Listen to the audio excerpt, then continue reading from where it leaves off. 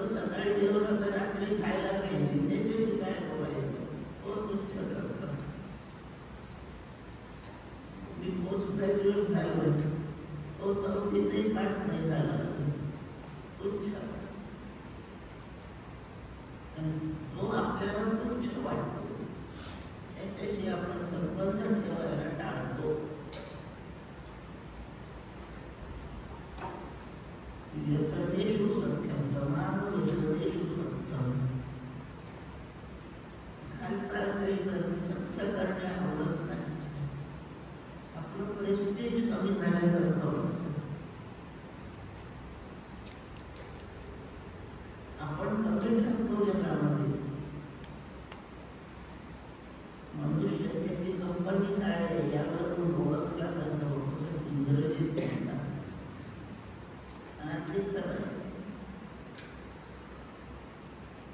कोण यांचे मित्र, तो दारू पितो, तो दारुडा यांचा मित्र आहे. आपण भले पित नसो, पण दारुडा आपला मित्र आहे म्हटल्यावर जग आपल्याला दारुडा समजायला लागतं. आपण जुगार खेळत नाहीये, पण तो खेळतोय, तो मित्र आहे माझा. आपण जुगारी असं लोकांचा समज होतो. हे सगळं वाईट आहे आपल्याबद्दलचे समज. तो कीर्तन प्रवचनाला जातो, आपणही जातो. आपल्यालाही कोण म्हटला भोळसट चालला कीर्तनाला, तेही आपल्याला आवडत नाही. मुद्दा सुरू होता आपल्यापेक्षाही लहान आहे, त्यांच्या संपर्कात राहून आपण त्यांना तुच्छ समजतो. आपल्या बरोबरीचे जे आहे, शिक्षणामध्ये, पैसा अडक्यामध्ये, बाकीचं सामाजिक आपलं काय संबंधाचं ऐश्वर्य, त्यात समान कोणी आपल्या बरोबरीचा, त्याच्याशी दोस्ती करायला आवडते. पण त्याही दोस्तीत एक दोष आहे, ते म्हणजे स्पर्धा निर्माण, स्पर्धेचा विषय. तुम्हाला काय हवं आहे ना, काय करतो, आता 12वीत आहे, माझाही मुलगा 12वीत आहे, त्याची किती % पर्यंत तयारी आहे? 95 ते 97. आपल्या पोराची जर 94 ते 95 असेल तर त्याचा राग यायला लागतो. आणि घरी जाऊन आपण आपल्या पोराला रागावतो. लोकांचे बरोबर कसे 97 पर्यंत गेले, खातून झोपतो. स्पर्धा निर्माण, बरोबरीची स्पर्धा, खालच्याविषयी तुच्छता, बरोबरीच्या विषयी स्पर्धा. आपल्यापेक्षा वरचा असेल, शिक्षण, पैसा, सगळ्या बाबतीत कोणत्या तरी बाबतीत असा कोणी असेल, त्याच्याबद्दल काय होतं, तो बदमाश आहे अशी आपली त्याच्याबद्दल जाणीव होते. आपला कमीपणा आपल्याला सहन होत नाही, आणि तो सज्ज नाही हे मानत नाही आपल्याला. त्याच्या पोराला मिळाले 98%, आपलं पोरगं 90वर पोहोचलं. त्या 90वर पोहोचलेल्या पोराच्या आईशी बोलत, बापाशी नका पाठवू, आईशी साप्या करतो. अहो मी त्याला लहानपणापासून ओळखतो म्हणून 98% मिळाले. याच्या सद्गुणाला आपण मान्यता देऊ शकत नाही. आपला कमीपणा सहन होत नाही. जगात आपले संबंध असेच आहे. म्हणून शुद्ध प्रापंचिक ऐच्छिक जीवनवाले आहे, यांच्याशी संबंधामध्ये आपण सदोषच करतो. कोणाला तुच्छ लेख नाही. वर्णन सगळं झालंय, सगळं ब्रह्मरूप पाहिजे. कोणाचं ब्रह्म तुच्छ समजायचं, कोणाच्या ब्रह्माशी तुलना करायची, हे सगळे जे आपले ऐहिक दोष आहेत, हे धर्मवर्णन न कळण्याचा परिणाम. सामान्य प्रापंचिकांतून आपल्याला शिक्षण मिळणं तर दूरच राहिलं, पण आपल्या शिक्षणाचे विस्मरण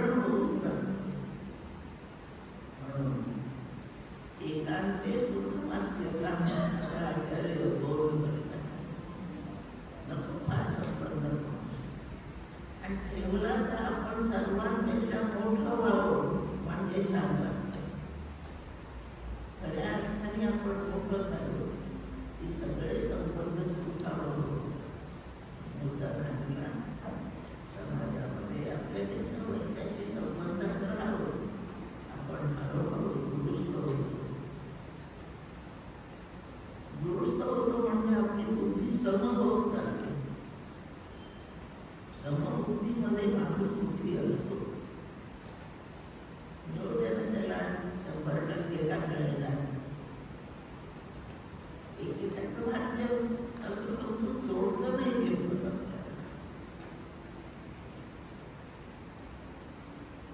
काही पोरांनी आईच्या तगाद्यामुळे आत्महत्या केल्या लक्षात ठेवा. म्हणून दुसऱ्याच्या पोरांची उच्च श्रेणी पाहून आपल्या पोराला भारत आपण अपात्र ठरवून चालतो असे फारवर उदाहरण आहे. ते कसे एवढे पुढे गेले, तुम्हाला काय झालं, काय खायला पोटात मिळतंय जरा माझं तुम्ही असं आई म्हणते. आणि उद्या 12वीचा पेपर आहे तर आत्महत्या करतो पोरगा. आपल्या आईला आपण आवडत नाही म्हणून तुच्छता नको, स्पर्धा नको आणि आपला पोचणं हे पण नाही. खालच्याशी बरोबरीची संबंध सुखावं होत नाहीत. तर खरोखरीने ते सत्पुरुष आहेत, संत हृदयाचे आहेत, अशा मोठ्यांच्या बरोबर राहावं आणि आपले चित्तातील हा जो भाव आहे दुःख निर्माण करण्याचा, हा टाळण्याचा प्रयत्न करावा. आपल्या सगळ्यांच्या भाग्याने आपल्याला एका महापुरुषाचा सहवास घडतो आहे. आपले हे सर्व गुण काढून टाकणे आपल्याला फार कठीण राहू नये असं लक्षात ठेवावं. त्याच्यासाठी सांगितलं तर माझ्या पहिल्या ओळीमध्ये प्रवचनाला बसतो. बसते ना आपल्याला काय बिघडतं वाटतं ना श्रोत्यांना फारच पुढे करतो. खरे ना नाहीच म्हणून मी रोजच्या प्रपंचाचं सांगितलं पण परमार्थात हेच वृत्ती आहे. ही वृत्ती परमार्थात आपल्याला एकही पाऊल पुढे जाऊ देत नाही. कारण सर्वदा सदा सर्वत्र सदा सम असं ब्रह्म शिकवणं चाललंय. त्याच्यात आतापर्यंत वर्णिलेला एकही दोष असता उपयोगी नाही. या ठिकाणी शिवगडमध्ये अभ्यास वर्गात उपस्थित होणारे सगळे अभ्यासार्थी या दोषापासून दूर आहेत. म्हणून परमहंस दादांच्या परवानगीने मोठमोठाले ग्रंथ आपण अभ्यासाला निवडले. नाहीतर ह्या ग्रंथासाठी जी पात्रता पाहिजे ती नसते. ते निवडणं काही उपयोगाचं नसतं. पण परमबुद्ध कालाने आपल्याला एका ठराविक उंचीवर सगळे श्रोते आपण आहोत अशी मान्यता दिल्यामुळे या ग्रंथांचा अभ्यास या वर्गांमध्ये आपण करतो. अभ्यासामध्ये निर्माण मंजरी 12 श्लोकांपैकी पहिला श्लोक झाला आहे सकाळी. त्यात मी अमर म्हणजे देव नाही, मर्त्य म्हणजे मृत्यू लोकांना कोणताच प्राणी नाही. मर्त्य म्हणजे फक्त माणूसच नव्हे, या मृत्यू लोकांमध्ये जे जे जगतायत, जन्माले जगतायत ते मरणार, ते सगळेच मरते. कीटकापासून माणसापर्यंत सगळेच आता जगतात ते मर्त्य मरणार आहे. मर्त्य शब्दाचा मृत्यूलोकी देहधारी झालेले सगळे देव हे मर्त्य बनतात. मी तसा मर्त्य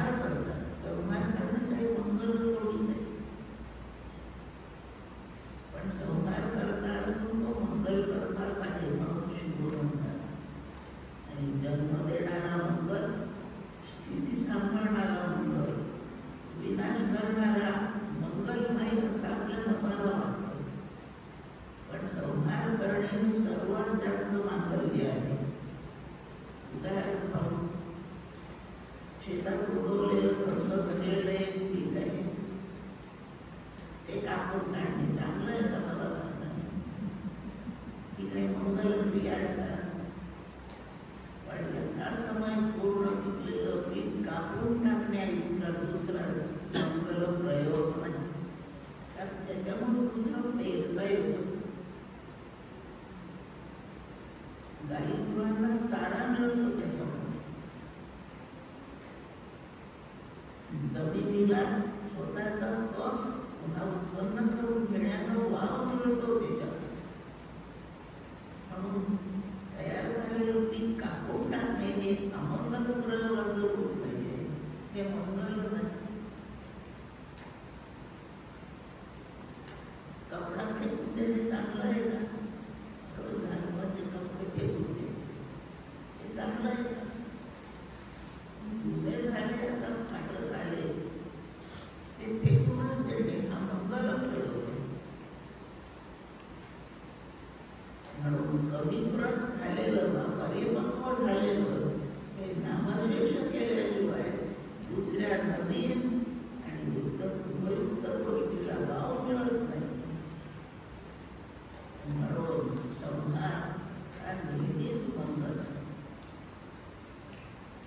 म्हणून संहार करण्याची जबाबदारी घेतलेली महादेव सुद्धा त्यांना शिव म्हणतात, मंगल करतात. मांगल्य रूपच आहे त्यांचं. आणि ब्रह्मचर्य मंगलम परम अशी श्रुती आहे. म्हणून ब्रह्माला शिव म्हणतात, वा शिव म्हणजे ब्रह्म असा अर्थ होतो. असं मंगल असं वाटतं. सर्व कल्याणकारी असणारं ब्रह्मतत्व मी आहे. मी देव, दैत्य, माणूस असं काही नाही. हे तीनच वर्णन करण्याचं कारण हे तीन गुणावर अवलंबून. ऐकलंय आपण ऊर्ध्वं गच्छन्ति संतोषतात. ऊर्ध्व म्हणजे वरच्या दिशेला जातात, म्हणजे स्वर्गाधिक ठिकाणी पोहोचतात. जे सात्विक आहेत ते जीव, सात्विक जीव शुद्ध सात्विकतेत पोहोचतात, तेव्हा ते देव होतात. मध्य तिष्ठन्ति राजसः, रजोगुण सत्वगुणासह असणारा प्राधान्य करून रजोगुण, अल्प प्रमाणात सत्वगुण हे मध्य तिष्ठन्ति मृत्युलोकी मानव होतात. अगं वच्चन्ति तामसः, रजाच्या सहवासाने प्राधान्य करून तमोगुण असणारा म्हणजे अधमयोनीला जातात. सगळे पशु, सगळे पक्षी, कीटक हे तमोगुणाच्या आधिक्यात. आणि आधिक्याचं प्रमाण यापेक्षाही जास्त झालं म्हणजे ते वृक्षयोनीत जातात. म्हणून हे देव, माणूस, दैत्य इत्यादी सगळे हे गुणांचे परिणाम आहेत. ब्रह्म त्रिगुणातीत आहे, गुणत्रयातीत वर्णन आहे. आणि मी ते ब्रह्म आहे म्हणून मी गुणत्रयातीतच आहे, म्हणून मी देवही नाही, माणूसही नाही, पशु पक्षी पण नाही, दैत्य नाही, काहीच नाही. काहीच नसतील तर कसं आहे? गुणत्रयातीत, देहत्रयातीत, अवस्थात्रयातीत, कालत्रयातीत असं त्याचं वर्णन आहे. ते तत्व मी आहे. पहिला श्लोक असा झाला. पुढच्या श्लोकात मी देह नाही तर मी ब्रह्म आहे. या वाक्याचा अर्थ त्याच्या ओळीत सांगितला. देहाच्या वर्णनाने आपल्याला आपण थोडं असं वाटतं, त्याचा निषेध करून आचार्य म्हणतायत, अहम नैव बालो, बाल मी लहान, बालवयाचा नाही, मी बालक नाही. बालापेक्षा बालक आणखी लहान. क प्रत्यय लागला की न्यूनता वाढते. क प्रत्यय न्यूनता सुचवणारा, कमीपणा सांगणारा. म्हणून बाल आणि बालक यातला फरक, बालापेक्षा बालकाचं वय कमी असतं. त्या वयात ते बालक जन्मल्याबरोबर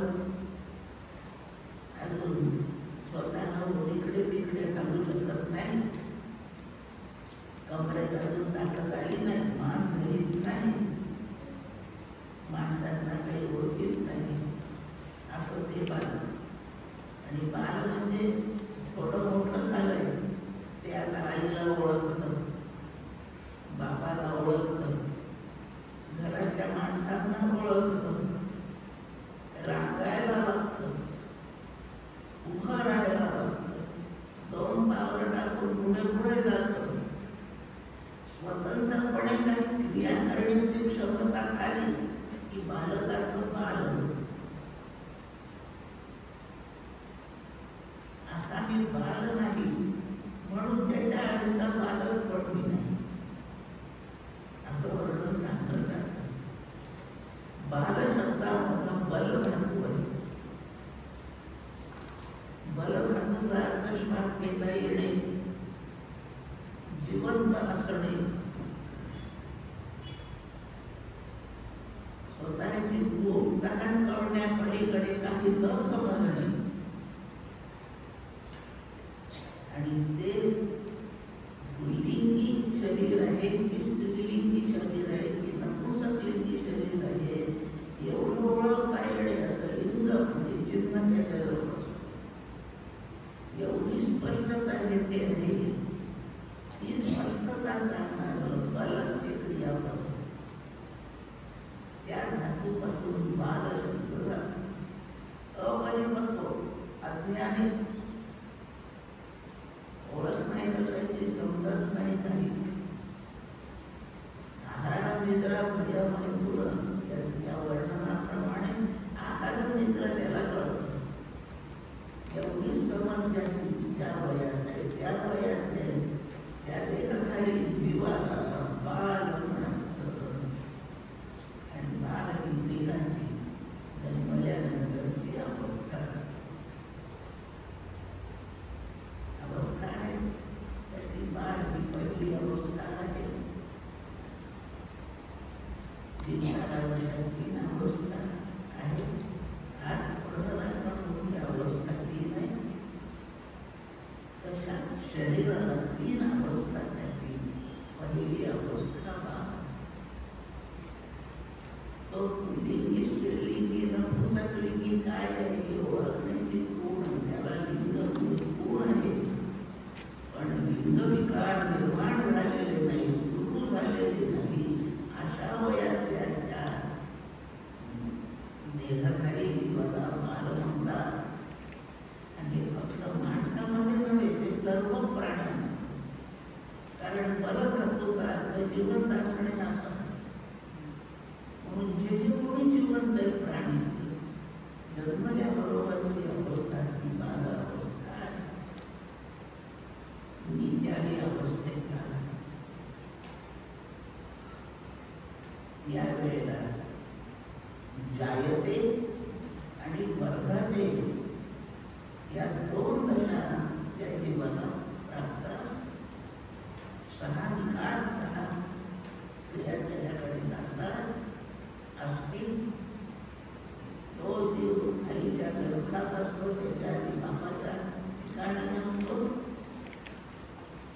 ही अवस्था, ही दशा असती अशी आहे. देहरूपाने आईच्या पोटात राहिला होतो, देहरूपाने प्रकट होतो. तो क्षण त्याचा जन्म म्हणजे जायते आहे. जन्मल्याबरोबर रोज कणाकणाने क्षणाक्षणाने वाढत राहतो. म्हणून जायते जोडून वर्धते या 2 अवस्था बालवयात आहेत. 6 विकार, 6 अवस्था एकाएकी नसतात. आपली देहरूपाने प्रकट नाही झाला, पण प्रकट होण्याच्या मार्गाला लागलाय. प्रकट होणे जायते ही दशा फारशी नाही, अल्प क्षणिक आहे. बाळाचा जन्म व्हायला काही 5-10 घंटे वेळ नाही लागत, 10-20 दिवस नाही लागत. अत्यंत अल्प वेळात तो देहरूपाने प्रकट होतो. ही दशा फार लांबीची नाहीये, पण वर्धते आहे, वाढत राहते. पोराचं वय, वजन, शरीराचा आकार तो वाढत राहतात. त्याप्रमाणे सतत वाढत चालते. तो अंतर्बाह्य वर्धते मध्ये असतो. याप्रमाणे बालशब्द शिकलो आपण. दुसरं म्हटले अहम दैव युवा, मी तरुण पण नाही, मी बाल नाही म्हणून तरुण नाही. तारुण्याचा बालदशेत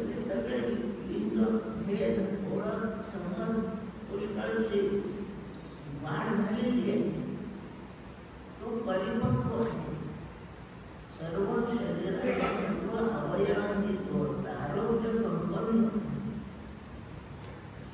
शारीर वाचिक मानस सगळ्या क्रिया करण्याची त्याची क्षमता आलेली आहे. लिंग विकार पुष्ट होत चालले आणि स्त्री संघाने कामभोग घेण्याची इच्छा आहे आणि पात्रताही पण आहे. युव धातूचा युवा मोठा शब्द युव धातू आहे. युवचा अर्थ जोडणे असा नाही. वार्धक्य आणि बालक दोन अवस्थेच्या मध्ये तारुण्य आहे. म्हणून दोन अवस्थांनाही जोडणारी अवस्था आहे, संमिश्र आहे. म्हणून या अवस्थेतील त्या देहधारी जीवाला युवा म्हणतात. शरीर परिपूर्ण विकसित आहे, सगळी समज आलेली आहे, कामविकार तीव्रतेने जागा आहे आणि त्या भोगाची क्षमता पण त्याला आहे. त्याला दोन दशा दोन अवस्था आहेत. वर्धते चालूच आहे आणि हळूहळू त्याचा परिणामही होत चालतात. म्हणून विपरिणमते या दोन अवस्थांनी युक्त अशी युवा अवस्था आहे.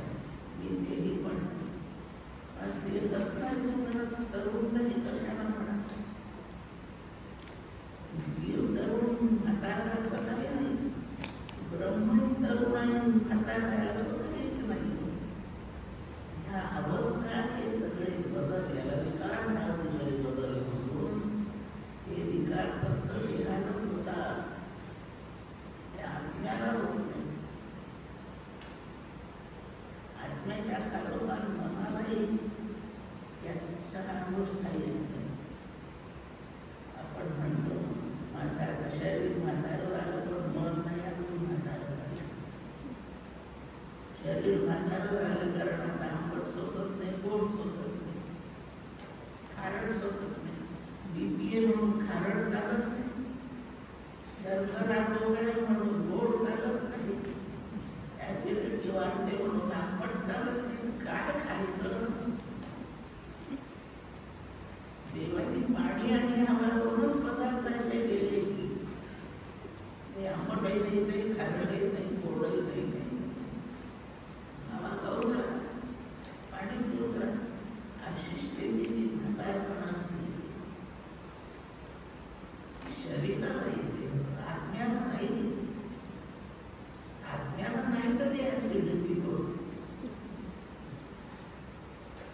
त्याची शरीराला कधी वाढत नाही कारण वाढलेलीच आहे, गोडायच नाही. त्याला मधून ब्रह्मवस्तूला मधून नाव आहे.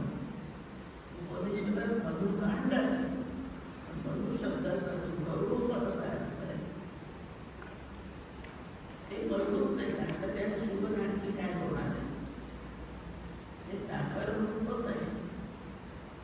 गोड तुझे रूप, गोड तुझे नाम, मधुराधिपती सर्व प्रकारे गोडच गोड आहे. म्हणून त्याला डायबिटीस होत नाही. असं ब्रह्मबुद्धी आहे. म्हणून विपरिणमते बदल होत चालतात, नाक पडत चालतात, खाली हळूहळू चालले, नाक कान केश डोळे. मी दगड सुद्धा नाकाने जाऊन खाऊ शकत होते, असे माझे नाक होते. आता भातही जाऊ. विपरिणामाचे सुरुवात, तारुण्याचा शेवट, हे परिणाम स्पष्ट होत चालतात. शरीराच्या क्षमता समजून मृद वर्धते, मृद धातूपासून वर्धते. वर्धतेची पक्वता तारुण्याच्या शेवटाला आहे आणि तिथून अपक्षीयते दशा सुरू होते. जिथून अपक्षीयते क्षीण होत चालतो अशी स्थिती, अशी अवस्था येते. त्यामुळे त्याला वृद्ध झाला असं म्हणतात. ते शरीरच होणार आहे, तसं आत्मा काही होत नाही.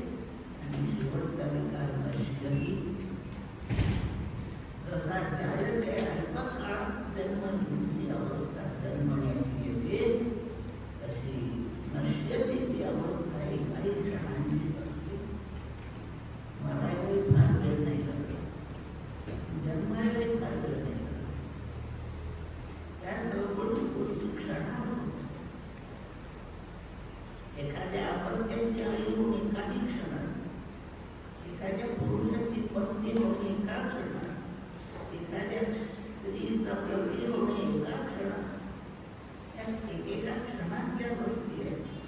आणि जीवाचं ब्रह्म होणे एकाच क्षणात आहे. दोन्ही फक्त पाहिलं तर जीव ब्रह्म होतो. चुकूनही त्यांचा स्पर्श झाला तर ब्रह्म होतो.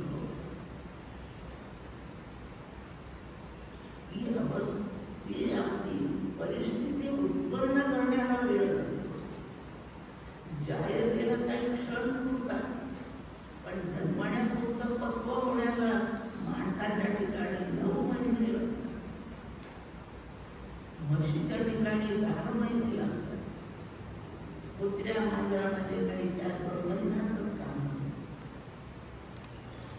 काही कीटकांचं आयुष्य काही मिनिटांचं आहे.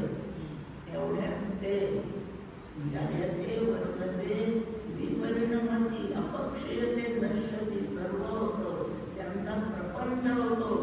त्या कीटकांची पुढची पिढी चालू होती. त्यांना फार वेळ लागत नाही. मनुष्याची सांगितलं त्याला जायतेसाठी 9 महिने तपस्या करावी, पण जन्मायला काही क्षणच नव्हता. तसं मराठी वेळ येण्यासाठी 50 वर्ष, 60 वर्ष, 70 वर्ष, 120 वर्ष इतकाही काळ कोणाकोणाला लागतो. पण प्रत्यक्ष नश्यतेला अल्प काळ.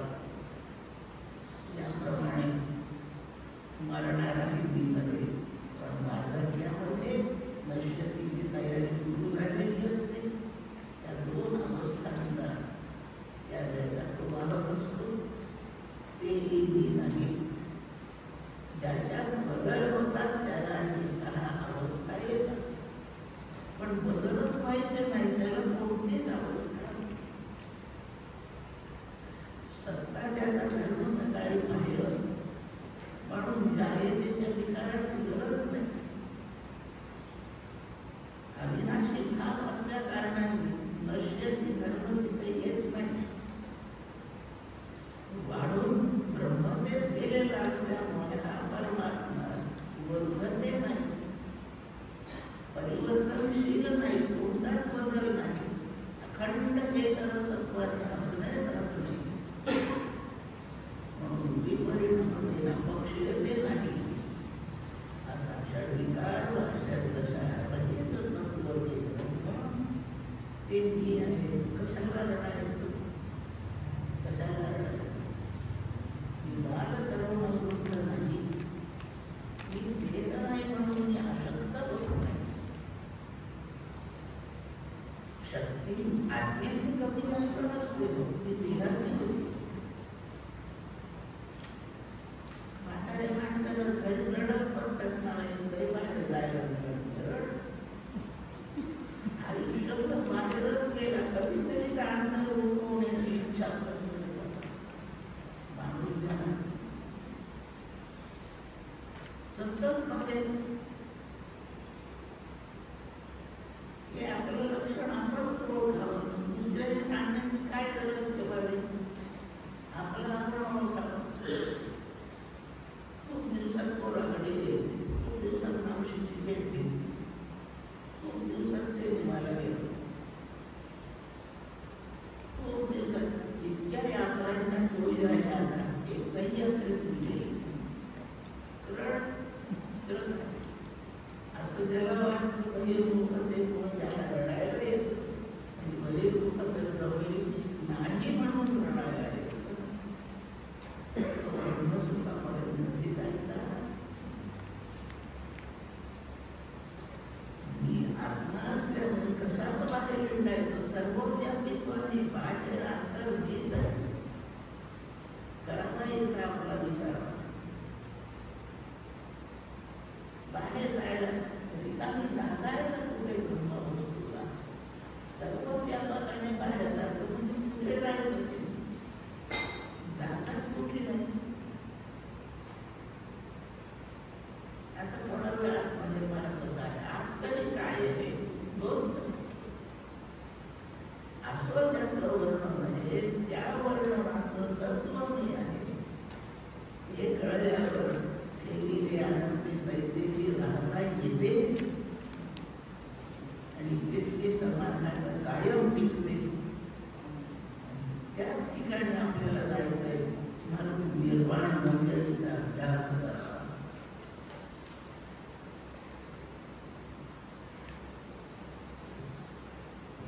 नवर्णीचा ब्रह्मचारी गृहस्थ. 4 वर्ण आहेत. गुणांच्या प्रमाणावर हे वर्ण अवलंबून. चातुर्वर्ण मया सृष्टम गुणकर्म विभागः. सत्वगुण किती प्रमाणात, रजोगुण किती प्रमाणात, मिश्रण काय प्रमाणे, तमोगुण किती, यावर क्रिया अवलंबून नाही. मग सात्विक क्रिया कशा घडतात, तमोगुणी रजोगुणी. गुणकर्म विभागशः गुणांचा हे प्रमाण त्यानुसार असलेल्या कर्मांचा विचार पाहून माणसांचे 4 गट केले जाईल. ते कोणी भटजीने ब्राह्मणाने केलं असा समज आहे. याचंही उत्तर या श्लोकातून मिळते. 4 वर्ण मध्ये गुण होणे आपण नाही निर्माण केले, त्या गुणांचे आपण निर्माण झालो. म्हणून याप्रमाणे स्वभाव करतात. गुणकर्माप्रमाणे स्वभावानुसार 4 गट पाडले. ब्राह्मण वर्ण सत्वगुणाच्या आधिक्याने झाला. क्षत्रिय वर्ण रजोगुण प्राधान्याने सत्वगुणाचा सह झाला. वैश्य वर्ण रजोगुणाच्या सह तमोगुण प्राधान्याने झाला. आणि शूद्र वर्ण तमोगुण प्राधान्याचाच झाला. भगवद्गीता आणि शास्त्र सांगतं प्रकृतीचे 3 गुण सर्व निर्मितीत आहेत. म्हणून प्रकृतीची निर्मिती असल्यामुळे 3ही गुण प्रत्येकात आहे. जेवढ्या आवश्यक प्रमाणात आहे तेवढ्या. आणि आधिक्याचा विचार करून माणसाच्या स्वभावावर गट तयार झालेले 4. वैश्यवर्ण असो, शूद्रवर्ण असो, सत्वगुण प्रकृतीचा धर्म म्हणून आहे. पण ते फार कार्यशील नसतात. प्राधान्याने कोणता गुण आहे तो कार्यक्रम करतो. तमोगुण प्राधान्य बुद्धिमत्ता कमी असते. औदार्य, दया ही जी दैव संपदा आहे ती कमी पडते. आणि अतींद्रिय वस्तू जी ब्रह्म त्याच्या आकलनाची क्षमता कमी असते. प्रापंचिक बुद्धी तीव्र असू शकते. आध्यात्मिक बुद्धी कमजोर असणे हे तमोगुण प्राधान्याचं लक्षण. आणि याप्रमाणे 4 वर्ण. सत्वगुणाचा प्राधान्य असेल म्हणजे प्रापंचिक बुद्धी तर असतेच. अतींद्रिय ब्रह्मवस्तू समजून घेण्याला बुद्धीचं जे सामर्थ्य दृश्यते त्वदया बुद्ध्या सूक्ष्मया सूक्ष्मदर्शिनी.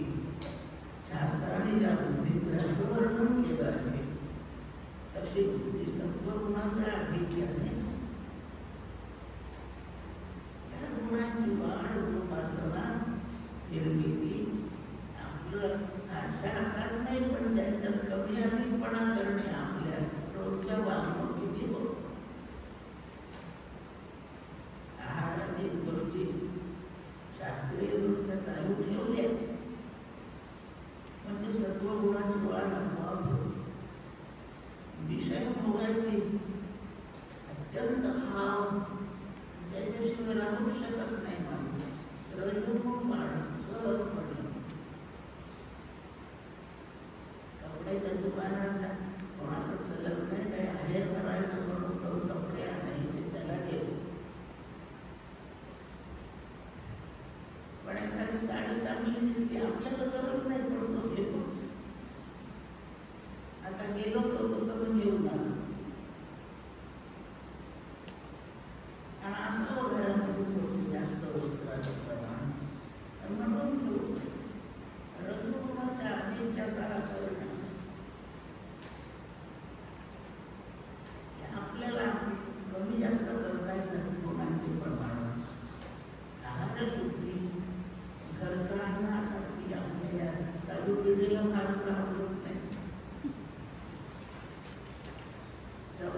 वाटत नाही घरचं अन्न. हॉटेल, रेस्टॉरंट, खानावळी इथे जेवायला गेलेल्यांचे क्यू लागलेले असतात, वेटिंग वर नाव असतात. आणि भीक मागायला येणारे आपल्या दारात जसे उभे राहतात, तसे हॉटेलवर हे चांगले संभावित माणसं उभे राहतात. माझा अनुभव केवढा त्या लाजारवाण्या परिस्थितीला आज शिष्टाचाराचा दर्जा आला. त्याचं कारण रजोगुणाची वृद्धी झाली. मला सारखं नाही झालं की अनावर संताप आणि अतिंद्रिय गोष्टीच्या ऐकण्या, श्रवणामध्ये, वाचनामध्ये, बोलण्यामध्ये कंटाळा निर्माण होतो.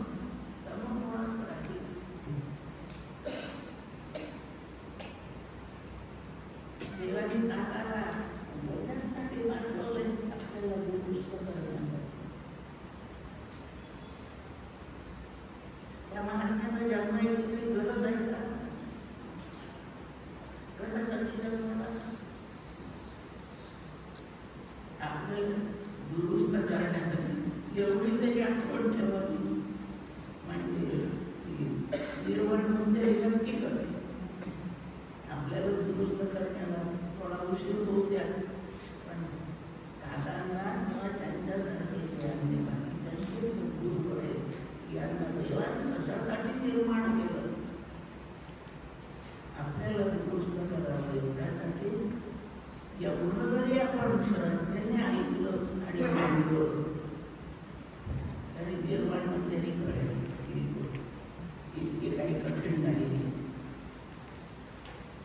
मी 4 वर्णापैकी कोणत्याच वर्णाचा नाही. वर्ण या गुणांवर अवलंबून आहे, आताच सांगितलं. आणि ब्रह्मवस्तू गुणाच्या पलीकडची आहे, म्हणून मी गुणांच्या पलीकडचा आहे, म्हणून मी कोणत्याच वर्णाचा नाही. वर्णाप्रमाणे आपल्याला दुरुस्त व्हावं आणि हळूहळू आपण ब्रह्मतेपर्यंत पोहोचावं यासाठी कर्मे सांगितलेली आहेत. ही कर्मे करण्याचा कालावधी असतो. जी व्यवस्था असते त्या व्यवस्थेला आश्रम नाव आहे. आश्रम सुद्धा 4 आहे. ब्रह्मचर्य आश्रम, गृहस्थाश्रम, वानप्रस्थाश्रम, संन्यासाश्रम. समजायला सोपे आहे. त्याचा विवाहाशी कधीच संबंध नाही. स्त्री शरीराचा ज्याला स्पर्श नाही असा 8 प्रकारे स्त्री संबंध ज्याने पूर्णतः टाळला केव्हाही विवाह नाही. अशी या देहाला त्या देहाच्या एकूण कार्यकालावधीमध्ये अवस्था प्राप्त होते. कर्म करण्याची जी परिस्थिती त्याला प्राप्त होते त्याचं नाव ब्रह्मचर्य असं आहे. स्त्री संग केला की सगळा परिग्रह जमतो. गृहिणी गृह उच्चते. आपला सर्वांना राहायला घर पाहिजे. कशासाठी पाहिजे? एकटा कोणी पुरुष असेल ना तो पुरा खाली राहू शकतो आयुष्य. घराची गरज नाही. फ्लॅट घेतो. कशासाठी? लग्न ठरलं 2 महिने गेलं नाही तोपर्यंत फ्लॅट मिळाला. गृहिणी गृह उच्चते. पत्नी म्हणजेच घर. ते घर म्हणजेच पत्नी. घराने सुरुवात केली की बाकी सगळी साधन सामग्री म्हणजे परिग्रह व्हावं. असं सगळ्यांना समजतं. मी सांगायची काही गरज नाही. पण दुसऱ्याच्या तोंडून ऐकण्याची आपण दागे लोक म्हणून मी सांगते. हे तर मी सांगते.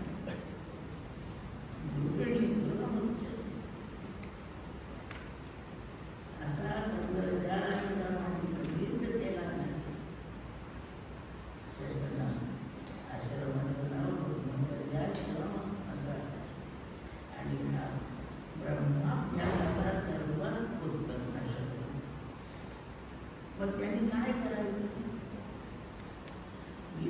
आपल्याला म्हणजे किती वर्ष आयुष्य उरलेला असतो, यांनी निवडच केला नाही, पत्नीच नाही, मग त्यांनी वेळाचं काय करायचं? वेळ लागेल का त्याला? तेवढा वेळ लागेल, वेळ होत नाही. अहिनाचा नाशिवंत वस्तूचा संबंध कमी झाला की अविनाशी वस्तूकडे सहजच इच्छा वळते. ब्रह्माभ्यास करण्याला सर्वोत्कृष्ट आश्रम ब्रह्मचर्य. आणि मग आता विवाह केला, गृहस्थाश्रमात तो प्रविष्ट झाला, त्यांनी ब्रह्माभ्यास करायचा का नाही? त्यांनी कसा करायचा? ब्रह्मचर्याशिवाय ब्रह्माभ्यास होत नाही. म्हणून गृहस्थांना त्याचं प्रापंचिक जीवन जगण्याच्या मर्यादा शास्त्राने सांगितल्या. त्या मर्यादेच्या बाहेर तो ब्रह्मचारीच असतो. म्हणून गृहस्थाश्रमामध्ये 4ही आश्रम आहे. म्हणून हिंदू गृहस्थाश्रमाला असं एक सुभाषित आहे. 4ही आश्रमांची व्यवस्था गृहस्थाश्रमात होते. कोणत्या वेळी प्रपंच करायचा तेवढाच वेळ तो करायचा. सांगून ठेवलंय, आपण तपासून घ्या. बाकीचा वेळ तो ब्रह्मचारीच असतो. आणि त्यांनी राहिलं पाहिजे. म्हणून विवाह केलेले सुद्धा मुक्त होतात, संत होतात, सद्गुरू होतात, साधू होतात. उदाहरणाला एकच उदाहरण सांगते. एक महाराज ते फार थोडा वेळ गृहस्थ होते, अधिक काळ ते ब्रह्मचारी होते. असं प्रत्येक गृहस्थाला राहता येतं. म्हणून आध्यात्मिक अभ्यास, वेदांतशास्त्र म्हणा, नाट्यशास्त्राचा अभ्यास गृहस्थाला करण्याची परवानगी आहे आणि करता येतो. आपण असा आपल्या चांगुलपणाचा विचार करावा आणि स्वतःला धन्य समजून निर्माण म्हणजे विचारच करा. सर्वात चांगलं वानप्रस्थ तुमचा आश्रम. गृहस्थाश्रमाचा एक विशेष ब्रह्मचर्य आश्रमांचे आहेत, त्यांच्या पोषणाची जबाबदारी गृहस्थाने घेणे महत्वाचं.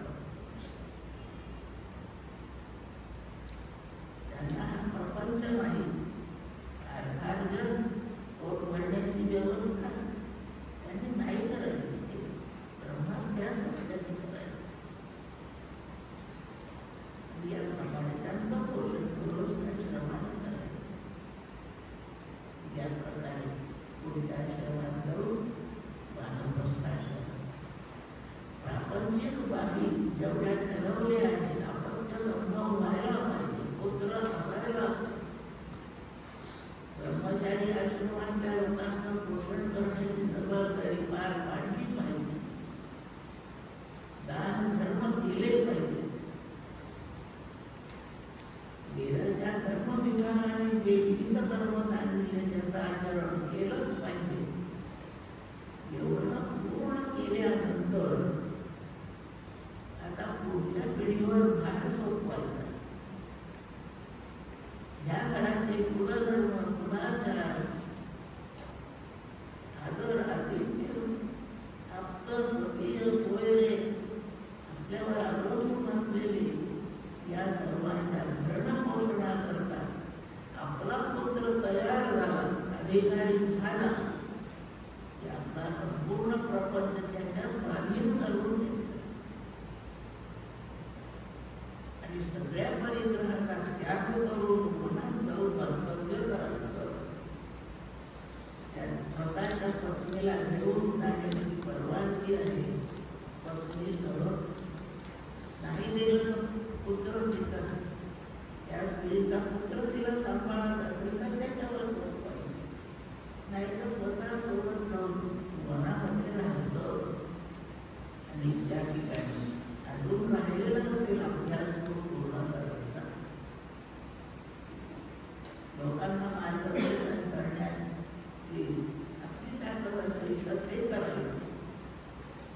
भक्ती करायची. आता शक्य आहे शरीरानं तीर्थयात्रा करायच्या, देवधर्म करायचे, देवद्वारी, गुरुद्वारी, संतद्वारी, सार्वजनिक ठिकाणी शरीराने सेवा करायची. वानप्रस्थाश्रम अजूनपर्यंत वाचन केलं नाही, त्या ग्रंथांचं वाचन अभ्यास करायचा. वानप्रस्थाश्रम पुष्कळ करणे आले. सेवा करायला निघाले निर्माण म्हणजे वाचायची. म्हणून सेवा सुद्धा करते. आता नको ब्रह्माभ्यासात त्याही कर्मांची अडचण आहे असं समजायचं. सोबत मनात काशेना स्त्री असते की काही ना काहीतरी जबाबदाऱ्या यातही नाही. आणि म्हातारपणी सगळ्यांचं वैराग्य करून सगळ्यांचा त्याग केल्यावर या अभ्यासाला बस कुठे राहतो.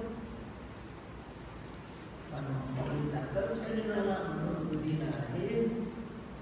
तो पावे तो सर्व परिग्रहाचा त्याग करायचा.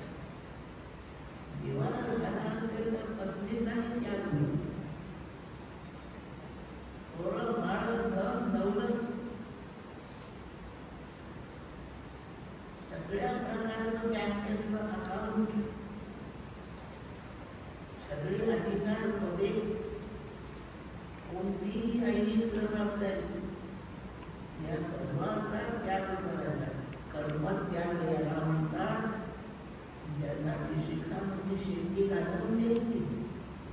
सूत्र म्हणजे गळ्यातलं जाणं सुद्धा काढून टाकण्याचा विधी करायचा. हे दोन असेपर्यंत कर्म त्यागता येत नाही.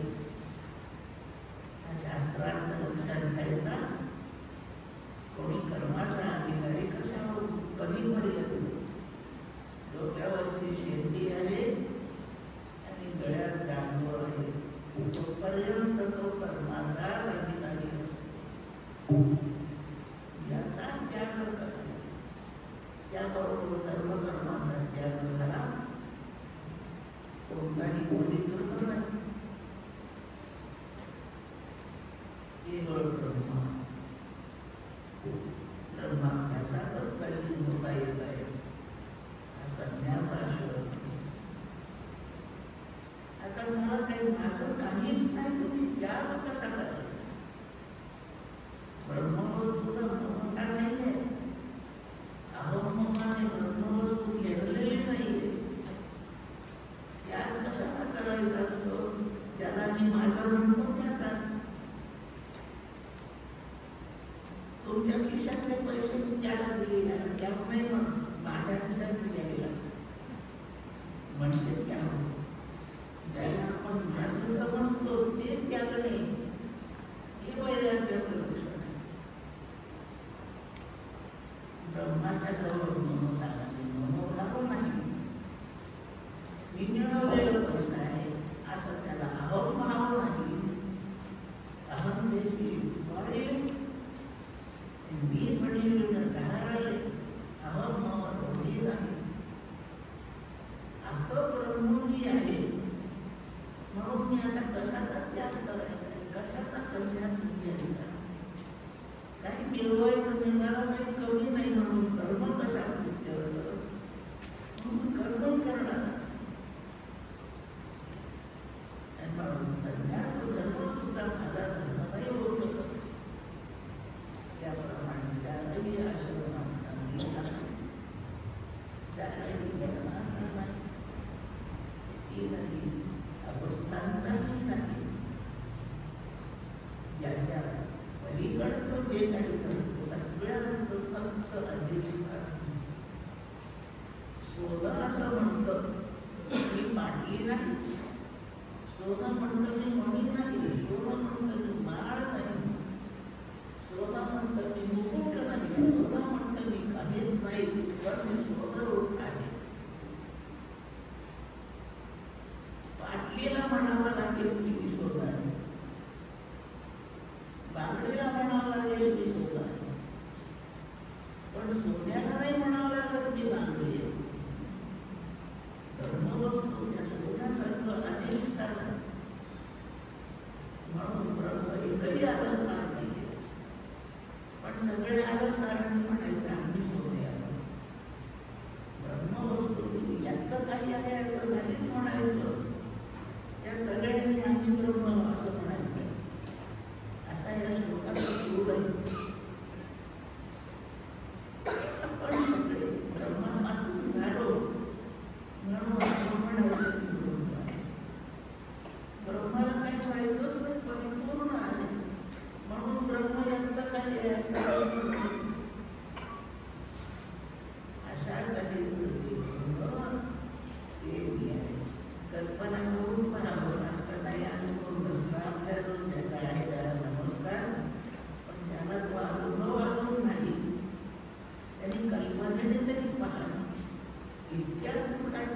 स्थिती आहे की आपण असणं किती उत्तम आहे पाहतो. सुषुप्तीत अज्ञानाने ग्रस्त जसे थोडा वेळ त्याचा अनुभव आपण घेतो, पण पुन्हा माझ्या मागल्या काही म्हणून पुन्हा आपलं पहिल्यासारखंच दुष्ट स्वभावाचा माणूस स्वप्नामध्ये रमवतच, सुषुप्तीत रमवतच, जाग्यावर पूर्ण दुष्टपणातच. म्हणून ही ब्रह्मरूपता अज्ञानाने वेष्टी वेगळी आहे. म्हणून ती म्हणतं फार स्वस्त झालं असतं ब्रह्मरूप झोपली बाकी झाली बरोबर. झोपेतून उठला की पहिल्यासारखा गुरुनी सद्गुणी जसा असेल तसाच असतो, पण समाधीतून उठलेला सद्गुणी होतच होतो. ही ज्ञानाने येणारी स्थिती आहे आणि सुषुप्तीने येणारी ही अवस्था आहे. दोन्हीचं त्यावेळेचं स्वरूप सारखं आहे, पण तो समाधीतून उठलाय तर झोपेतून उठलाय हे कळायचं कसं? याचे पहिले सगळे सद्गुण दुरून तसेच असतात झोपेतून उठला, आणि सगळे सद्गुणांचा जागा होतोय तो समाधीतून बाहेर आला. याचा तोंड उतरलेलं कायम असतं, त्याचं तोंड टवटवीत झालेलं असतं.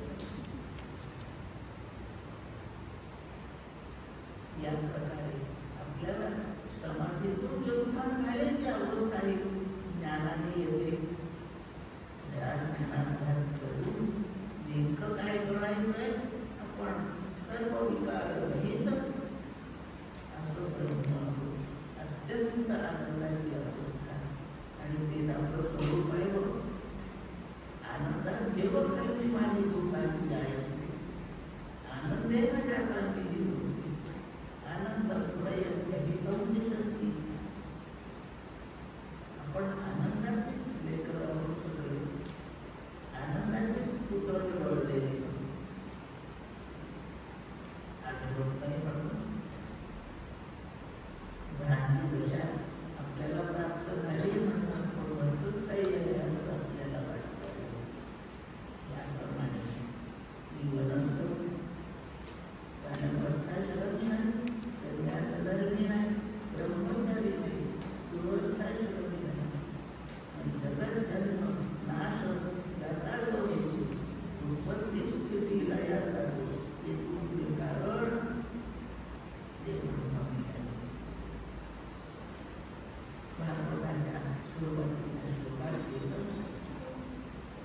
सच्चिदानंद रूपाय विश्वोत्पत्त्यादि हेतवे तापत्रय विनाशाय श्रीकृष्णाय वयं नमः. विश्वोत्पत्त्यादि हेतवे, विश्वाची उत्पत्ती आदी उत्पत्ती स्थिती लय याचा हेतू म्हणजे कारण. कारणाचे प्रकार दोन, निमित्त कारण आणि उपादान कारण. कोणत्याही निर्मितीला दोन कारणे असतात. विश्व निर्माण झाल्याच्या याला दोन कारणे आहेत. कृष्णाने पुढे जाऊन मातीचा घट तयार करणं चाललं. घट निर्मितीसाठी दोन कारणे आहेत. एक कारण माती स्वतःच आहे, तीच घटरूप बनते, ते उपादान कारण. नुसत्या एकट्या मातीला घटरूप धारण नाही करता येत, ही जड आहे. म्हणून आपण ती आणून देण्याकरता एक चेतन कोणी पाहिजे, त्याचं नाव कुंभार आहे. चेतन कारण जो असतो त्याला निमित्त कारण म्हणतात. ते निमित्त कारण चेतन कारण असं या विश्वाला सुद्धा ही निर्मिती आहे.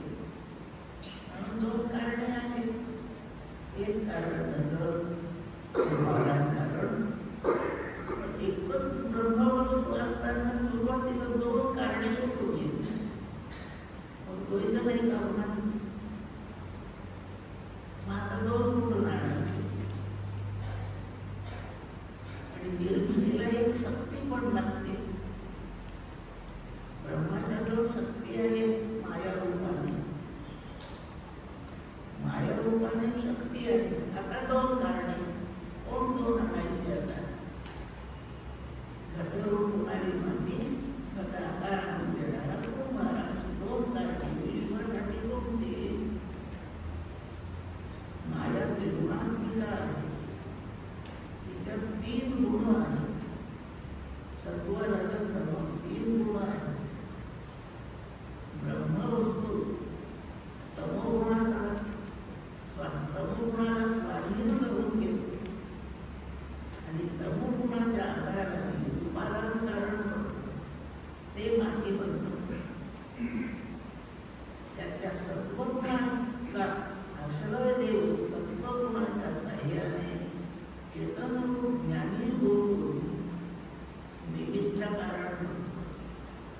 म्हणून ब्रह्मवस्तूच मायेच्या साह्याने निमित्त उपादान दोन्हीही कारण म्हणतं. ब्रह्मवस्तू विश्वाची अभिन्न निमित्तोपादान कारण. म्हणून अद्वैत अबाधित राहतं आणि 2 कारणांची व्यवस्था सुद्धा होते. अशी विश्वाची निर्मिती झाली. याप्रमाणे ब्रह्मवस्तू ह्याही विश्वाचं कारण म्हणजे उभय कारण आहे. याप्रमाणे जगामध्ये ब्रह्मशिवाय काही नाही असाही अर्थ निष्पन्न होतो. तो प्रस्थापितही होते. मी ब्रह्म आहे, ब्रह्मचं निर्मितीचं कारण आहे, म्हणून मी सुद्धा याचं कारण आहे. हे सर्व चराचर विश्व याचं कारण मी आहे, हे माझ्यावर वैयेक सर्व परिकल्पितंच इत्थं विजानामि सदात्मतत्त्वं. ते सत्तत्व ब्रह्म मी आहे आणि माझ्या ठिकाणी हे सगळं जग कल्पित आहे. याचं निमित्त कारण मीच आहे आणि उपादान कारण हे मीच आहे. जे काल्पनिक असतं, कल्पित आहे ते विश्व, या कल्पनेचं कारण मीच आहे. आणि जे कल्पनेचं असतं ते प्रत्यक्षात नसतं. प्रत्यक्षात नसताना विचाराची जी धारणा आहे, विचाराची जी ठेवण आहे, विचाराविषयीची बोललं जातं, त्यात वेदांतामध्ये त्याला आधारवाद असं कल्पना होत. या प्रकारचा विचार जगाचं कारण ब्रह्म आहे या शब्दावरून स्पष्ट होतो.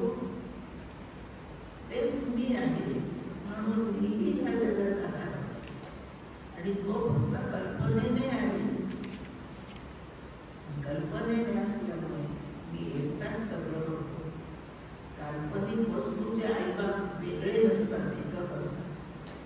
आपण प्रत्यक्षात जन्मलो, आपली आई वेगळी व्यक्ती आहे, बाप वेगळी व्यक्ती आहे. पण जे काल्पनिक असतं त्याचं आईबाप एकच असतं, लक्षात ठेवा. रज्जू सर्पाची आई कोण? रज्जू सर्पाची आई कोण? ते रज्जूच. रज्जू सर्पाचा बाप कोण? ते रज्जूच. कारण सर्प काल्पनिक आहे, म्हणून त्याचे आईबाप भिन्न नाही आहेत.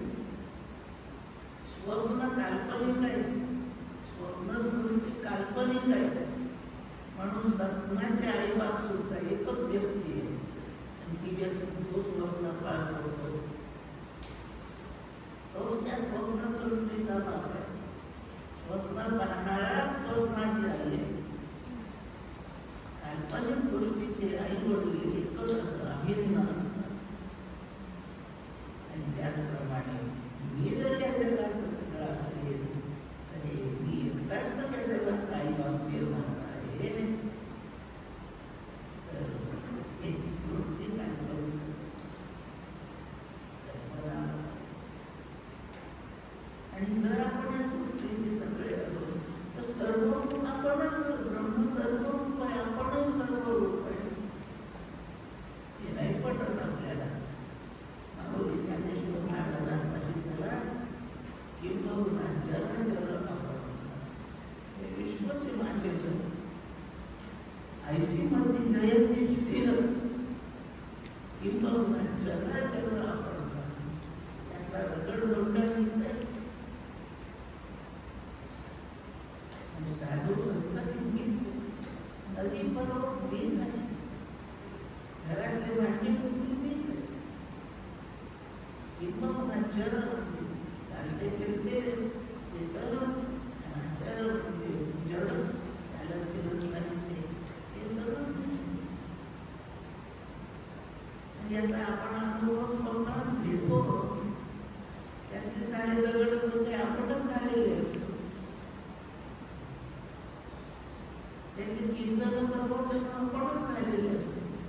कीर्तनकार प्रवचनकार आपणच असतो, गंगाधरी आपणच असतो, विश्वेश्वर आपणच असतो. आपण काल्पनिक सृष्टीत एकच व्यक्ती निर्मितीची जबाबदारी. याप्रमाणे एक सर्व परिकल्पित कशावरून आले, या सर्वांचं कारण ब्रह्मवस्तू आहे. ते ब्रह्म मी आहे, म्हणून सगळ्यांचं कारण मीच आहे. आता मी जो ब्रह्म आहे तर चराचर सृष्टीचा कशाला विचार करा. म्हणून सर्व मंगल असा सागर एकत्व त्याला इथं शिव म्हटलं आहे. म्हणजे मानव शिवच आहे. प्रमाणे काही माणूस झालो साधन करून माणसाचं ब्रह्म होणार. माणसाचं जेव्हा ब्रह्म होणार आहे तेव्हा आपण ब्रह्मास्मी म्हणायचं. आणि ब्रह्माचा मी झालो असं जेव्हा बोलायचं तेव्हा शिवोहम ब्रह्मास्मी असं म्हणायचं. कोणत्या दिशेने बोलत चाललं. आत्ता मला ब्रह्मानुभव नाही येत, मी साधन करीन आणि एक दिवस मला मी ब्रह्म आहे असं कळेल, तेव्हा मी म्हणेन अहम ब्रह्मास्मी. सुरुवात आपण होतो. पण काल्पनिक सृष्टीतलं माझे शरीर आहे हे काल्पनिकच आहे. म्हणून याचं मूळ रूप जसं काल्पनिक सर्पाचं मूळ रूप रज्जूच आहे, तसं काल्पनिक माझं रूप ब्रह्मच आहे. म्हणून जर बोलायचं असेल तर ब्रह्मास्मी ब्रह्म.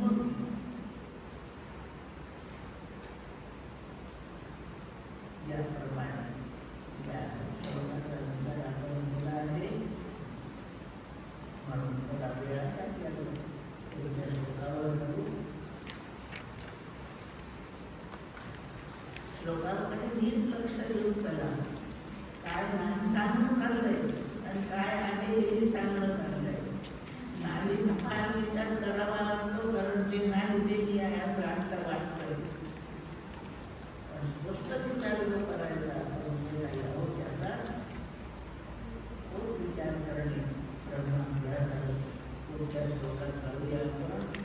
अहम नैरुमेयः तिरोभूतमाय तथैवेक्षेतुर्नाम पृथक् नास्ति उपायः. समाश्लिष्टं कायस् अयोग्यद्वितीयः. समाश्लिष्टं काय. छान आहे वर्णन, सोपं आहे, फार सोपं आहे. अहम नैरुमेयः, माझं मोजमाप नाही होऊ शकत. म्हणजे ब्रह्माला मोजमाप, ब्रह्माचं मोजमाप नाही. मेय मोजमाप करण्यास योग्य. त्या टेबलाची लांबी मोजता येते, उंची मोजता येते, त्याचं वजन मोजता येते, त्याची किंमत मोजता येते. म्हणून टेबल मेय. आपल्या हातामध्ये अलंकार मेय, वजन मोजता येते, किंमत मोजता येते, आकार किती मोजता येते. काही त्याचे स्थूल भागाचे, दृश्य रूपाचे, लांबी रुंदी इत्यादी, वजन इत्यादी मोजता येतं. अदृश्यपणे मोजता येते. असं सर्व बाजूने मोजता येणारे विश्वातले पदार्थ आहेत. आपल्याला आपलं वजन मोजता येतं, उंची मोजता येते, जाडी मोजता येते, आपल्या शर्टाचा नंबर किती आहे मोजता येतो, आपल्याला किती कापड लागेल मोजता येतं, आपण खातो ते अन्न मोजता येतं. 4 पोळ्या खातो, 1 पोळी खातो, किलोभर अन्न खातो. आतापर्यंत 100-500 क्विंटल खाल्लं आहे, हे मोजता येतं. सगळंच मोजता येतं. तुमच्या शरीरापेक्षा माझा शरीर मोठा आहे, मोजता येतं. लहान पोराला पाठवलं, माझा शर्ट घेऊन ये रे, एवढा बाबा तुझ्या शरीरापेक्षा मोठा, हे मोजण्याचाच प्रकार आहे. असं इथे सगळं मोजत आहे. ती चादर केवढ्याची मिळते 200 रुपयाची. ती चादर ती याच्यापेक्षा महाग आहे, हे मोजण्याचेच प्रकार आहे. विहिरीला पाणी किती खोल आहे मोजता येते, पर्वताची उंची किती मोजता येते, घराची उंची किती होते मोजता येते, किती वाजले मोजता येतात, वय मोजता येतं. या सृष्टीमध्ये सगळं ध्येय आहे लक्षात ठेवा. आता प्रश्न ब्रह्मवस्तू केवढी नाही मोजता येत. तिच्या मोजमापाला तुझे शब्दच नाही, आणि म्हणून त्याला फक्त सर्वव्यापी म्हणायचं.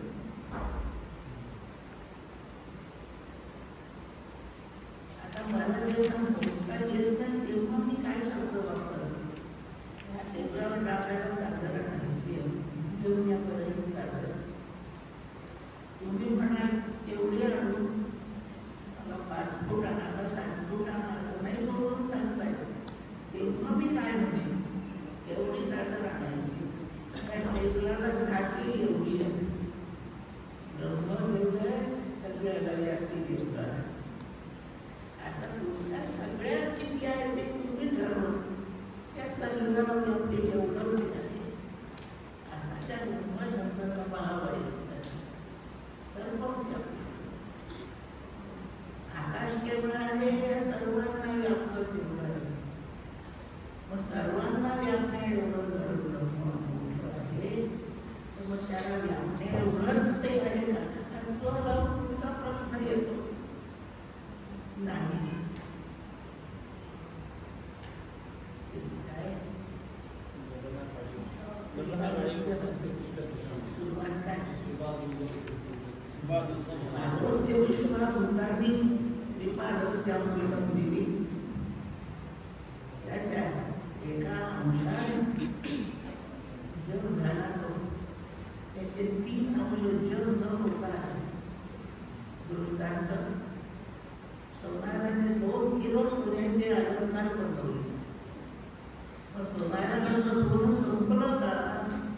नाही संपलं. त्याच्याकडे 50 किलो सोनं आहे, त्या 2 किलोचं ते अलंकार झाले. जसं अलंकार होऊन अलंकार न झालेलं सोनं शिल्लक असतं. सगळ्या मातीचे घट नाही बनत, 500 घट बनवले असतील तरी माती शिल्लक आहे. विवेचनात नाही सांगत पण मुद्दा सांगून ठेवते. आकाराला आल्यावरही आकाराला न घेणाऱ्या वस्तूची शिल्लक असेल तर त्या वस्तूच्या या गुणधर्माला व्यतिरेक गुणधर्म, उदाहरणार्थ मातीचा व्यतिरेक गुणधर्म घटरूप झाल्यावर कोणत्याच आकाराला न आले की माती शिल्लकच असते. अशी विश्वरूपाच्या आकाराने म्हणा रूपाने म्हणा ब्रह्मवस्तू घटल्यावरही विश्वरूप न झालेली ब्रह्मवस्तू शिल्लक आहे. चौथाच हिस्सा असा झाला. चौथा हिस्सा म्हटले उचलं गेलं का नाही, म्हणून त्याला एकांशी अस्तित्व याचा थोडासा भाग दृश्य झाला, बाकीचा नाही झाला. या अर्थाने ध्येय शब्द समजवून कसाच बोलताय. मग ते ब्रह्म तुमच्या एवढ्या फुलपात्रात मावतं का? तो मावतो फुलपात्रात मावतो. फुलपात्र घालून चालून येतो. मग एवढं फुलपात्रात ते मावता येतं, घाबरीत नसेल पुरवते तर ते घाबरीत ते करूनच नव्हतं. मग घाबरीत मावता एवढं तर ते फुलपात्रात कसं मावले तर ते त्यासाठी जसं आकाश केवढीही पोकळी असो एवढ्या पोकळ जागेला आकाश व्याप्तच. यासारखा डोळा एवढी मोठी झाला आकाशाची व्याप्ती. माझी लहान शिकवली ती पण त्याची घटही आकाशाची.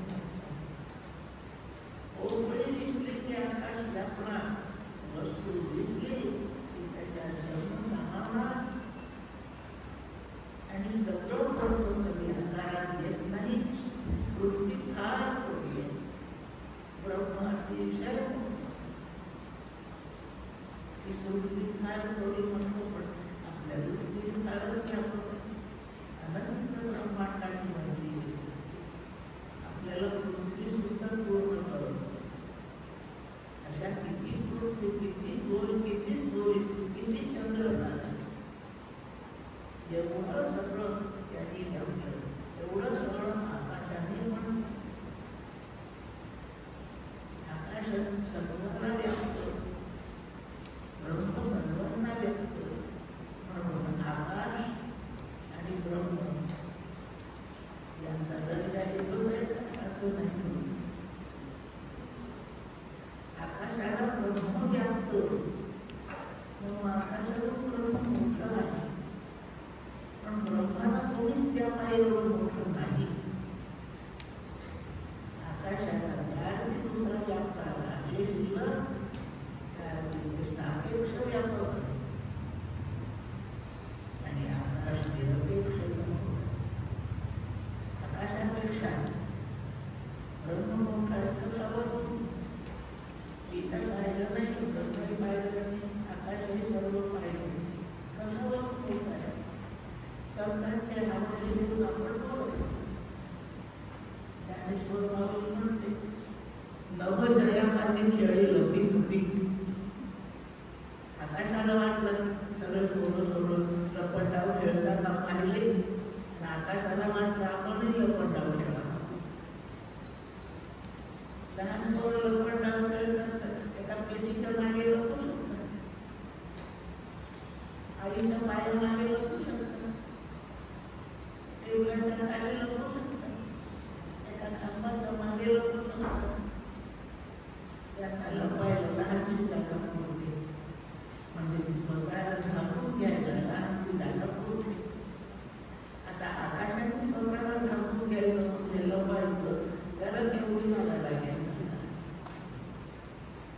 मग मी कुठे लपंडाव खेळू? आणि आकाशाला कळलं की माझ्यापेक्षा ब्रह्म मोठा आहे. म्हणून आकाश लपंडाव खेळायला ब्रह्माचा वापर करतो. त्याच्यात लपंडाव लपू शकतो. या आकाशापेक्षा ब्रह्म मोठं निरपेक्ष असं असणाऱ्या ब्रह्माचं मोठ आकृती करून आकार जपायला तर आपली रुची नाही मोजता. वस्तुमान पाहिलं तर वजन नाही मोजता. या प्रकारे कोणत्याही प्रकारे क्रिया नाही. एखादी पर्यटन 50,000 कोल्हापूर महालक्ष्मीसाठी तिरुपती येते पैठणी दरवर्षी. त्या पैठणीची ती मिरवणूक काढली जाते, सगळ्या लोकांना दाखवली जाते. आणि अश्विनामध्ये देवी नवरात्रामध्ये एक दिवस तिला समारंभपूर्वक नेसवली जाते. त्या पैठणीची किंमत काही लाख असते, प्रत्यक्ष सोन्याच्या दाराने काढ दिलेली आहे. अशी पैठणी, पैठणीची इतकी महागाची किंमत पोचता येते. ब्रह्माची किंमत किती नाही पोचता येत. अमेय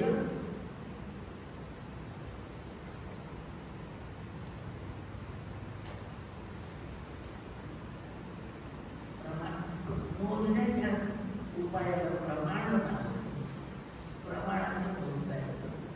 आपण लांबी मोजायची फुटपट्टी मीटरपट्टी वापरतो, ते प्रमाणच आहे. पण ही एवढी आहे मीटरपट्टी, याच्या तुलनेत टेबल किती आहे?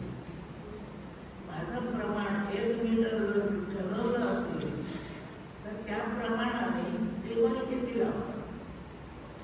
म्हणून मोजण्यासाठी काहीतरी प्रमाण लागतं. अशी 9 प्रमाणे वेदांतशास्त्राने सांगितली आहे. त्या सर्व प्रमाणाने त्या सृष्टीच्या उत्पन्न झालेल्या वस्तू पोचता येत. हे 2 प्रमाणाचा उल्लेख करते.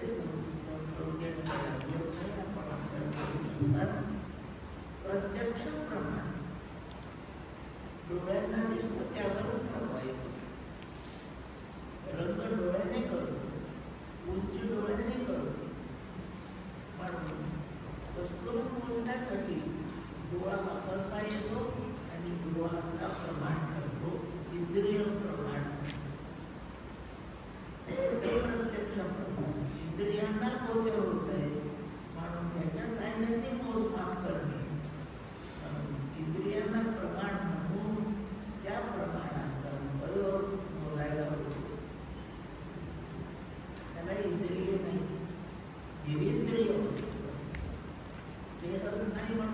ती इंद्रिये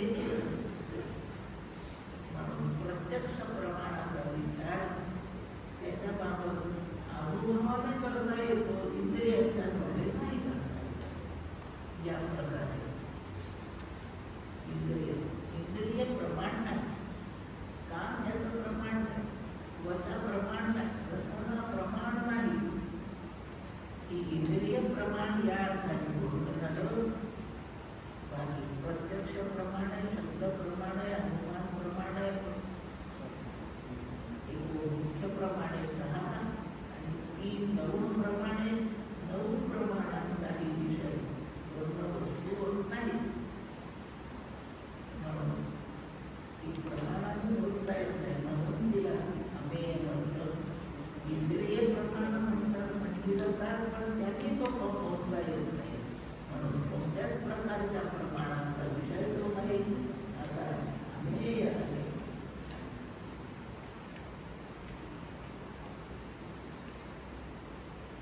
त्याला जाणण्यासाठी विवेकशुद्ध म्हणजे जाणण्यासाठी कोणताही उपाय नाही, त्याच्या भिन्न कोणताही उपाय त्याला जाणण्यासाठी नाही. ब्रह्म कशाने जाणायचं? वेद पुस्तक वाचून जाणायचं का? वेद कसं जाणायचं? मार्गदर्शन करतं, पण वेद त्याचा उपाय नाही. नायमात्मक प्रवचनेन लभ्या. प्रवचन शब्दाचा महावाक्य असा अर्थ आहे. ते मी आता बोलते, त्याला आपण प्रवचन म्हणतो, पण प्रवचनाचा शास्त्रार्थ महावाक्य असा आहे.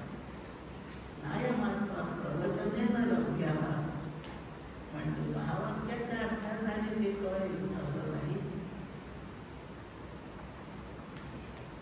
वेदांनी कळत नाही, तो श्रुतीला कळत नाही, म्हणून श्रुतीने सांगितलं. श्रुतीला विचारलं, सांग ब्रह्मपुरुष आहे, सांगता नाही, श्रुतीला नाही सांगत.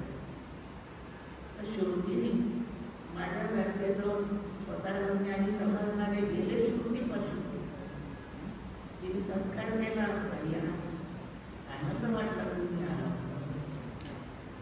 काय तुम्हाला बोलायचं आहे बोला, विचार. श्रुती आई आम्हाला ब्रह्म कसं आहे तेवढं सांगा. श्रुती म्हणते मी सांगण्यापेक्षा तुम्ही विचारा, तुम्हाला ब्रह्म कसं आहे वाटतं सांगा. तुमच्या अनुभवात कशासारखं तुम्हाला वाटतं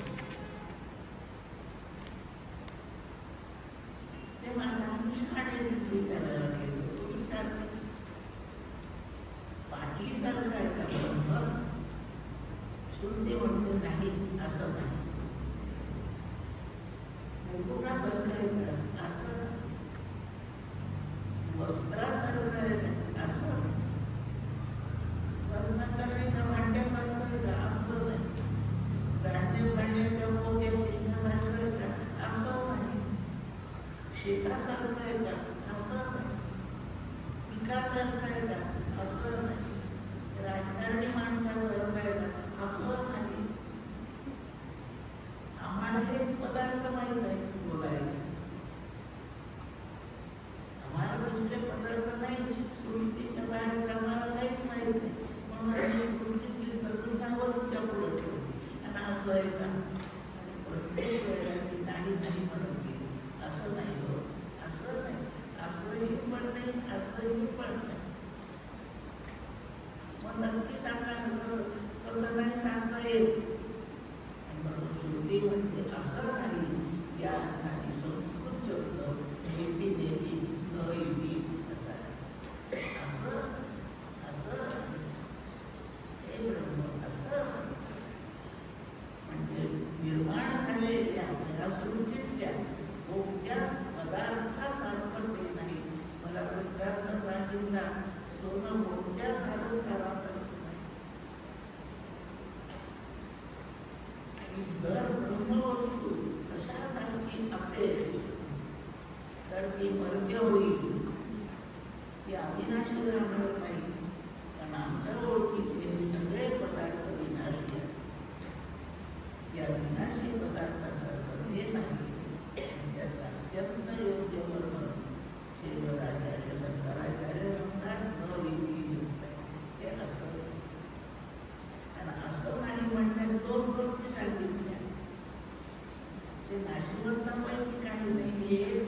सांगितलं आणि ते आहे हे दुसरं सांगितलं. असं नाही या म्हणण्यात कसं तरी आहेच आहे, पण तुम्ही समजता तसं नाही. अशा दोन गोष्टी नेतील या एका शब्दाने सिद्ध केलेल्या आहेत. ब्रह्माची सत्ता सांगितली आणि त्याची विदर्भा नाही हे सांगितलं. अहंते विड आणि इदंते विड असं असणार ते ब्रह्म आहे. त्याला जाणण्यात इथे काहीच उपाय नाही. कसं जाणायचं त्याला? ते त्याच्याच साह्याने जाणायचं. राम सांगणे राम जाणणे. राम ओळखायचा जाणायचा असेल त्याचं साधन राम सांगितलं. दुसरं वेळ झाली आपली, पण मी दृष्टांत सांगते. एखाद्या साधनाने जर वस्तू मिळत असेल तर काय परिस्थिती होईल सांगू बघा दृष्टांत.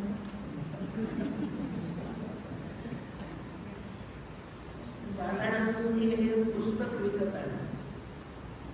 विचारलं त्या दुकानदाराला केवढ्याच आहे? तो म्हणाला 25 रुपये. हे पुस्तक तो मला 25 रुपयाला देतो. दुकानदार स्वतःचा कायदा पाहूनच विक्री करतो ना. म्हणजे हे पुस्तक त्याला जे मिळालंय ते 25 पेक्षा कमी रुपयात मिळालंय, म्हणून तो 25त मला देतो. म्हणजे त्याला ते 15-17 रुपयातच मिळालेलं आहे. त्याचा फायदा लक्षात घेऊन तो मला ते 25 रुपयात देतो. म्हणजे ज्या वेळेला आपल्याला वस्तू काही किंमतीत मिळते त्याची मूळ किंमत त्यापेक्षा कमी असते. 25 रुपयात मला मिळाली म्हणून पुस्तकाची खरी किंमत 25 पेक्षा कमी. सगळ्यांना दृष्टांत लक्षात आलाय असं मी समजते. वस्तू जितक्या किंमतीत विकत मिळते त्यापेक्षा तिची मूळ किंमत कमी असते. मग ब्रह्म जर एखाद्या साधनाने मिळत असेल तर ब्रह्माची किंमत साधनापेक्षा कमी ठरते. सगळ्यात मोठी वस्तू ब्रह्माची किंमत ब्रह्मापेक्षाही कमी नाही. कोणत्याही उपायाने ब्रह्म मिळेल तो उपाय महान ठरतो. ब्रह्म वस्तू कमी किंमतीची होती. आणि म्हणून या प्रकारच्या तर्कशास्त्राने या युक्तीने आपण सिद्ध करतो ब्रह्मसाई किंमत बोलण्याची. अशा नाही मग त्याला जाणायचं, मोजायचं, जाणायचं, कशाने जाणायचं हे त्याच्यात आहे. धर्म म्हणजे आकाशाला उपमा द्यायची ती नभाचीच आहे. आणि रावण रावण एवढं युद्धम रावण राम रावण राम रामाचं युद्ध कोणत्या युद्धासारखं झालं? ते त्या दोघांच्या युद्धासारखंच. त्याला दुर्लभ केलं दुसरं युद्धच नाही. त्याप्रमाणे ब्रह्मवस्तूची कोणत्या किंमतीच बरोबरी लोकांची नाही. त्याच्याची त्याची किंमत आहे. श्रुती सांगते येथे वैशोभूते तेन लक्ष्या तस्यैष आत्मा विभूते तमोस्वा. आत्मा स्वतःला त्याची भक्ती ज्याने केली त्याच्यापुढे प्रकट होतो. बस त्याचं प्रकट होणे त्याच्या स्वाधीन, आपल्या स्वाधीन नाही. आपण जाणण्याचे करता असतो, कर्त्याच्या स्वाधीन ब्रह्म कळावं नाही. हे ब्रह्म कळावे ब्रह्माच्या स्वाधीन नाही. पारिभाषिक शब्दात ब्रह्म वस्तुतंत्र आहे कळण्याबाबत, व्यक्तितंत्र तंत्र नाही असं समजावं. आणि ब्रह्माने आपल्या पुढे प्रकट व्हावं यासाठी आपण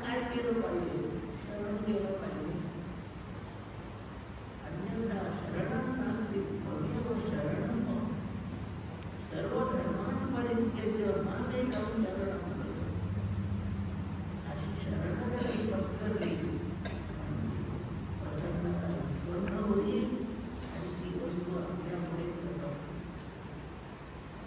सूर्याचा उदय आपल्या हाती नाहीये, लक्षात ठेवा. मी पहाटेचे 3 वाजेपासून ते खूप प्रार्थना करत बसली, सूर्य येईल आता येईल मला काही हे नाहीये. त्याचं ठरलेलं आहे तेव्हाच तो सूर्य उगवला. सूर्योदय हा सूर्याच्या स्वाधीन आहे, तो आम्ही इच्छा करणाऱ्यांच्या स्वाधीन नाही. सूर्योदय वस्तू करत आहे, कर्तृत्व नाही. ब्रह्मवस्तूचं ज्ञान वस्तूतंत्र आहे, कर्तृतंत्र नाही. असं लक्षात घ्यावं. त्याच्यापेक्षा कोणता वेगळा उपाय नाही. त्याने जाणून दिलं तर तो कळतो. शरीराने मी माझा जीव शरीराने जे झाकलेला आहे, शरीर आवरण आहे आणि तरी त्या आवरणाचा माझ्यावर कोणताही परिणाम नाही, त्याच्या स्वाधीन नाही झालो. मी अद्वितीय अद्वैत रूप कसा आहे तसाच आहे. शरीराचे धर्म हे माझ्यावर परिणाम नाही करत. शोभादृष्टांत आम्हाला काकांनी शिकवून ठेवलं, वेदांताच्या प्रवचनात रज्जू सर्वांना आणीतच जा. त्याप्रमाणे मी आणण्याचा प्रयत्न करते. अमरावतीच्या गोकाळून मंदिरात या काकांनी खूप सर्व सोडली तिथे, विचार करून या मंदिरात. पण ते सगळे सर्व रज्जू सर्वच, रज्जू सर्वाचा दृष्टांत. साप दिसला, आपण केवढा साप आहे तिच्या कोणत्यात पाहणं, म्हणून तुम्हाला तो रावण करून पाहणं. काही नुसतं साप नाही, मला तर तो नागच दिसतो. ते मग दुसऱ्या बाजूला त्याचा कणा आहे. असा विषारी नाग दिसतो, साप दिसतो, याच्या विषाने किंवा सर्पपणाने ती दोरी काहीच दूषित होत नाही. सर्पाचा एकही धर्म त्या दोरीत उतरत नाही. त्याप्रमाणे शरीराने माझ्यावर आवरण करतोय, तरी माझा जो आत्मा आहे तो शरीरधर्मी म्हणजे नाशीवंत होत नाही. असा स्वच्छ शुद्ध अविनाशी निर्मळ मंगल असं ब्रह्मतत्व आहे, अद्वितीय आहे, एकमेव आहे. ते सदा अद्वितीय ब्रह्मासाठी दुसरी वस्तूच होऊ शकत नाही तयार. म्हणून ते सदा अखंडपणे अद्वितीयच आहे. तिथे दोनची कल्पना नाही. आपला दुसरा प्रवचन कार्य वर्गाचा आमचे शास्त्री बुवा द्वैत सिद्धच होऊ शकत नाही, मोठं छान शिकवतात. आपण उद्याच्या प्रवचनात त्यांच्याकडून माहिती आजच त्यांना मी प्रार्थना करून ठेवते.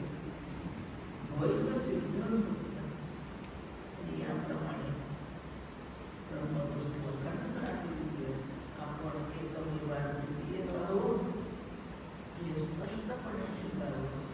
आणि आपल्याला दुसरा मोठी नाही. रस्त्याने एकटा चालताना भीती वाटते, नाहीये दुसरा कोणी आपल्याला चालते. आपल्या पित्याच्या इष्टेपीत वाटे पडायला आपल्याला नाहीये दुसरा कोणी, आपणच पूर्णपणे पाडावं. निवडून घ्यायला बहुमताने नाही, सार्वमताने निवडून घेतो, एकटंच उभा आहे. हे जसं एकमेव अद्वितीयचे सुखरूप पाहिजे, तसं ते एकमेव अद्वितीय ब्रह्म आहे. याच्यात आनंदाचा जो लाभ आहे त्याच्या इतका दुसरा लाभ नाही.